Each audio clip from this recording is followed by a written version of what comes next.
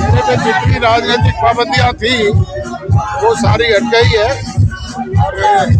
Field में और ज्यादा बेहतर ढंग से एक साधारण कार्यकर्ता की तरह काम करूंगा। पार्टी के संगठन को और ज्यादा प्रभावी और मजबूत बनाऊंगा ताकि निकट भविष्य में हरियाणा प्रदेश में जननायक जनता पार्टी की सरकार बने। डॉक्टर अजय सिंह चौटाला की कर्म भूमि रही है। भिवानी लोकसभा के जब सदस्य थे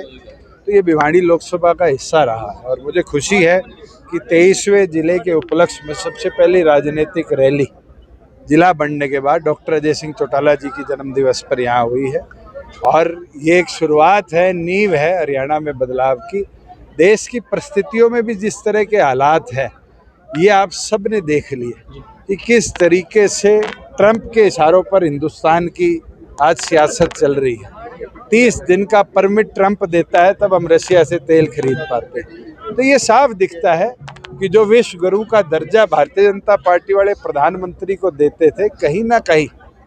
वो आज ट्रंप के इशारों पर सरकार चलाने का काम कर रहे हैं। राज्यसभा का जो चुनाव होना है उसको लेकर क्या मानते हैं कि कैसी क्या अभी तो 72 घंटे का खेला बाकी है। अब वो क्या लग रहा है सर,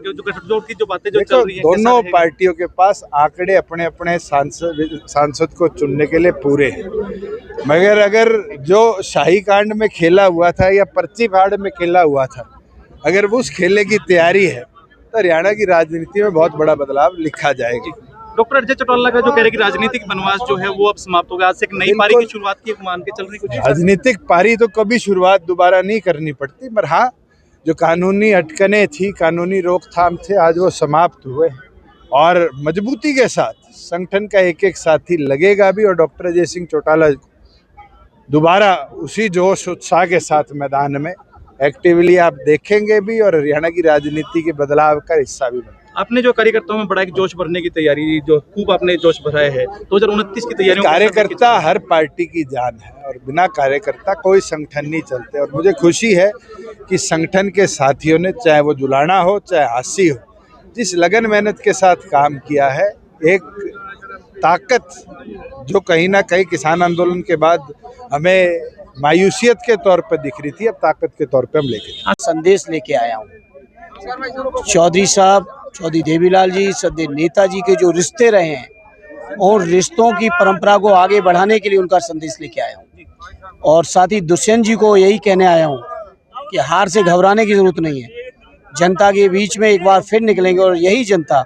हरियाणा की जनता, उनको फिर से एक बार पलकों पे बैठाएगी। हरियाणा के लोगों ने जो आपको एक बैलगाड़ी एक भेंट की है, ये तो किसानों की निशानी है और मैं जब हरियाणा मुझे आने का मौका मिला, सदैव नेताजी और चौधरी देवीलाल जी के जो रिश्ते रहे हैं, जो आपस में उनके सम्मान रहा है, जो किसानों की लड़ाई साथ में लड़ी है, वो हमेशा याद आई और इस याददाश्त को बढ़ाने के लिए जो दिए है बैलगाड़ी, मैं समझता हूँ बहुत सही उन्होंने सम्मान के लिए दिया है और उसको मैं धन्यवाद देता हूँ जिन साथियों ने दिया है। आज डॉक्टर साहब के जन्मदिन पर ऐतिहासिक रैली की